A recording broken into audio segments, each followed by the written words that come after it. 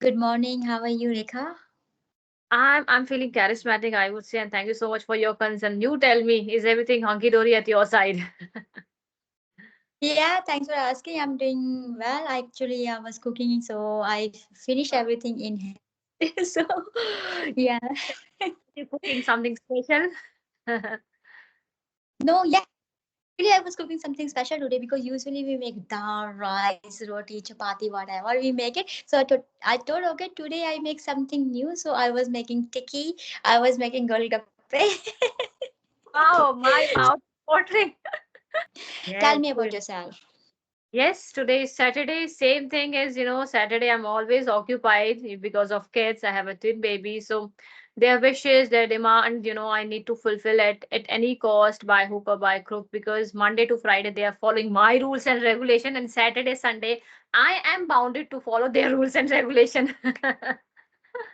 Let's just start the day. And today the topic we have is a beautiful topic, although we everybody have already discussed on that, but still I wanted to have a discussion with you on that topic, that is fluency, right? We all know about fluency, the role of it, fluency in this communication. But before I ask you the question about fluency, I want to ask you a very simple question. Fluency. If I ask you that, what is your 2 cent, your opinion on fluency? How would you describe? I mean, what is fluency for you? Yes, you asked a really nice question. So let me give answer. Fluency means if someone is able to speak naturally, effectively, and able to use this language in advanced level. I'm not saying that if someone is using this language in advanced level, it means that person is not able to make mistakes. Definitely, that person will make mistake because everyone makes mistakes. So this is a part of learning. But if that person is fluent, that means that person is very calmly expressing and naturally expressing his or her ideas, and also that person is able to understand some advanced rule of grammars and use advanced vocabulary, and his or her message is well understood by other people. So that is fluency according to me. What about you? According to you, what is the meaning of fluency in English? Sure, sure. I would like to give you my 2 cent on that. Fluency for me is like flow. I Mm-hmm. believe that fluency is a flow, and it is the ability to use, your knowledge, your skill, and you need to amalgamate all these things together. And I have a strong suit that fluency means, when you are speaking this language effortlessly, without taking any pause, like you said, that without committing any mistake, you are going with the flow.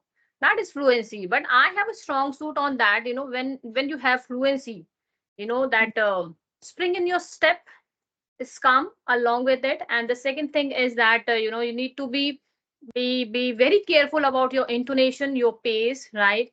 If you want to be an eminent and prominent speaker in front of everyone, and I think everybody has that hidden dream inside that we want to be look very captivating speaker. So yes, and the second thing is the gestures and expression you are using while fluency. Was I was saying that I'm not able to wrap my head around that why people are just running behind the fluency. If we talk about the accuracy also play utmost role in the communication skill, because if you are accurate, you will present yourself a confident person, right. So why just people are running behind the fluency? Let me just move down. Right question. People they blindly following. Okay, other people they are speak well, and other people is able to speak fast. So I need to speak fast, but they keep forgetting because they don't know the clear concept of fluency. They think, okay, if that person is speaking fast, if that person is able to express his idea, that person is calm and composed and speaking fast, that it means that person is very fluent. That is really wrong mentality, because some able to speak fast but they don't speak English accurately. Yeah, they make lots of mistakes. Fluency means is, I'm not saying that you will not make mistakes. Definitely you will make some mistake, but not frequently and not severely.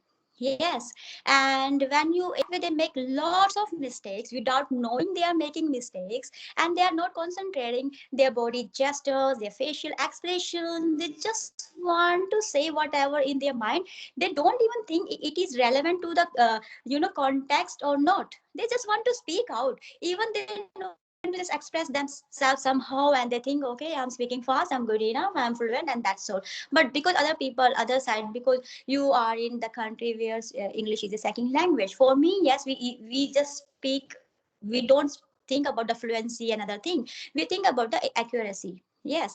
So here, because other country people, because English is a second language for them, they think, okay, I'm speaking fast, and other people they don't know English much, and they will consider that person. Oh, this person is very fluent in English.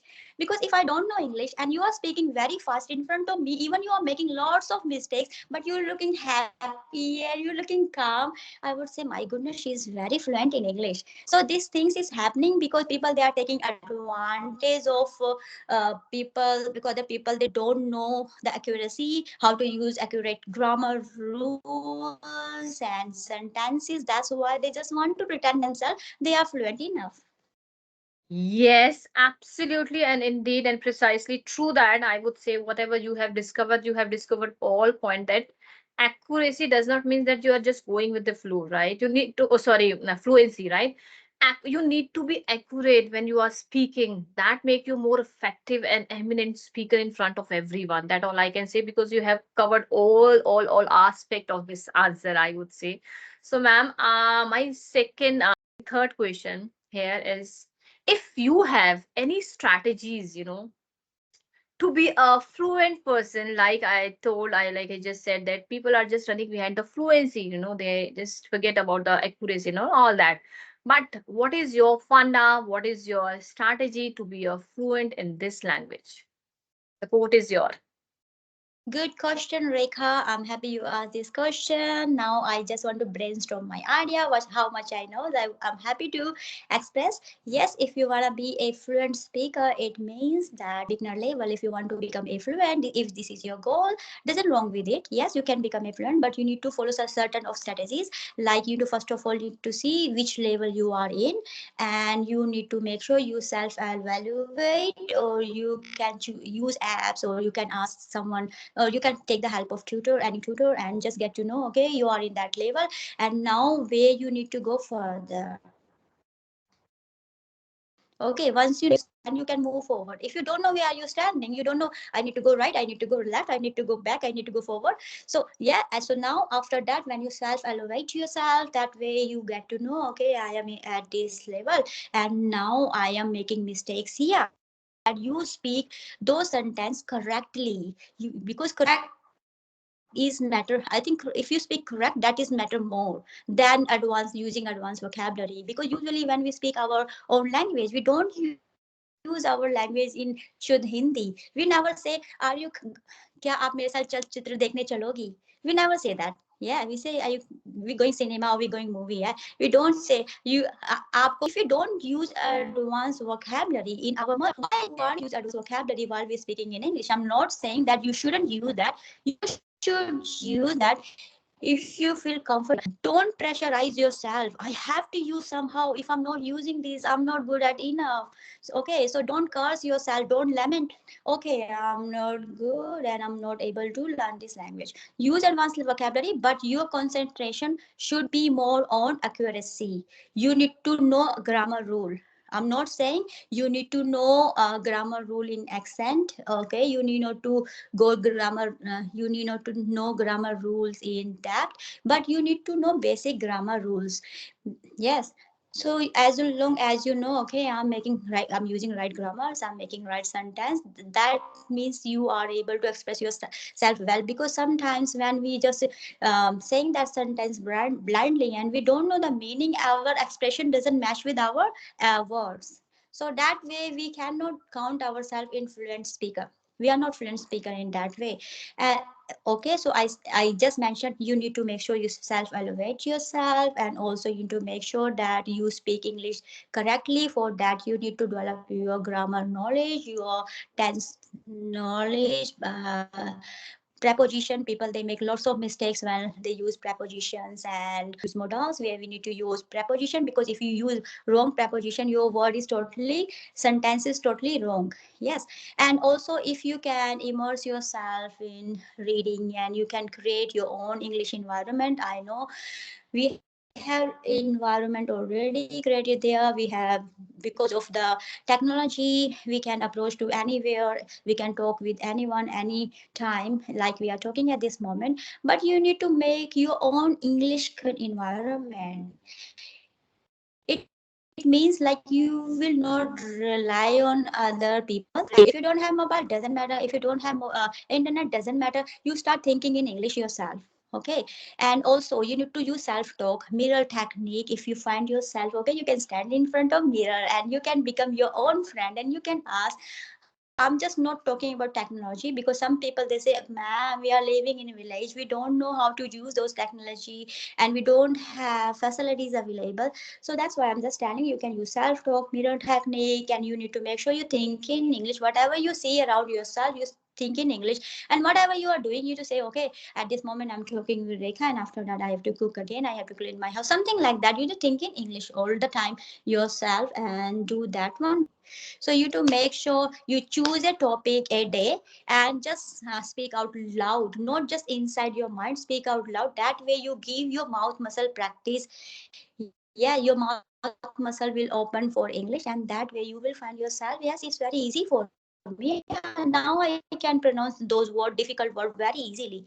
So that way you can help yourself. So yes, so I just mentioned the self evaluation, read widely, and also expose yourself to wide range of English text and immerse yourself in English. Think in English, create your own environment, because when you create your own environment, your focus is more on English. But you want to add on something on it? Yes, yes, yes. I would like to add on, and I would, if you ask my 2 cents on it, I would say, I have only two strategy that I'm following on day-to-day basis. How do I become fluent? Am I fluent or not? I don't know, but yes, I try to be fluent in this language.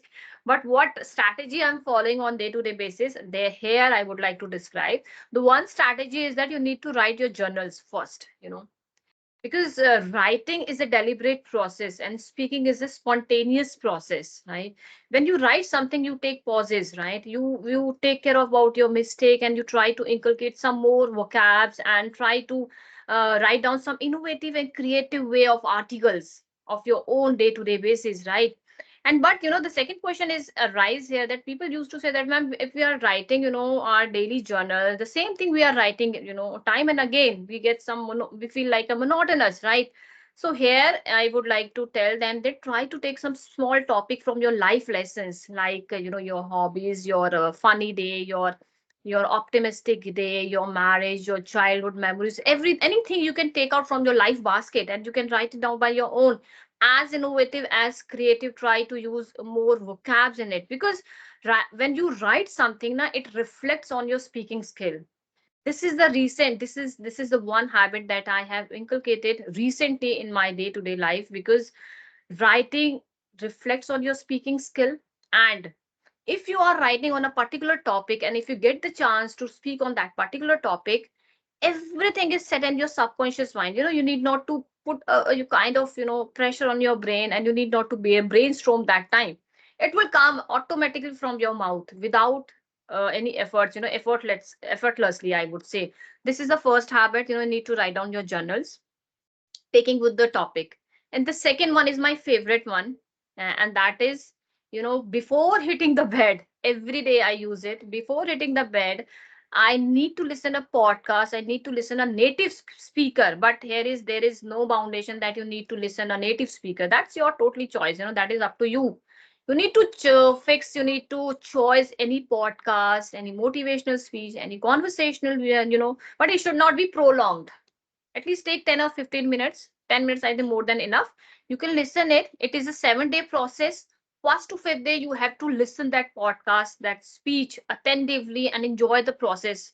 Not deliberately looking for the words, sentences. You need to only focus and listen and enjoy the process. And 6th day, what you have to do, you have to now understood what that podcast is saying, you have to elaborate, you have to narrate by in your own words, by using your own words, whatever you understood, and try to make it more innovative and creative, right? And on 7th day after listening the podcast, you need to choose one word, any word. For example, let me just give you example here. If you choose one word, excited, so now you need to, search it out, figure out that synonym of excited, like thrill, spellbound, right? And eager and enthusiastic, and frame the sentences on that particular synonym, right? After making the sentences of synonyms of that particular words, frame the chain of the story. You have to make the story by using all synonyms and sentences, and frame the sentences as many as you can. What will happen with it? You will do a kind of mind exercise. You will have, first of all, you will get a lot of vocabulary in your basket in one go. And second thing, you will learn how to frame the sentences of by using the synonyms, right?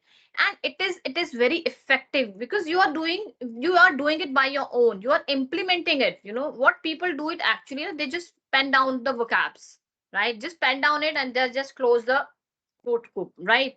The thing is that you need to be use it, you need to create that enriched habit. You have to implement in your day to day activity, and for that you need to give the homework to your brain that create the sentences as many as you can. This is the my favorite one, and this is my activity, I would say. I would like to hear, people. I was asked by one of my co-learner that, ma'am, don't tell me now, very stereotype activity, that how do we improve the fluency. I said, it doesn't matter, if it is a conventional or unconventional method, right? We all are learner. We need to evolve and explore the environment to learn this language. Then only you can be one step ahead to learn this language.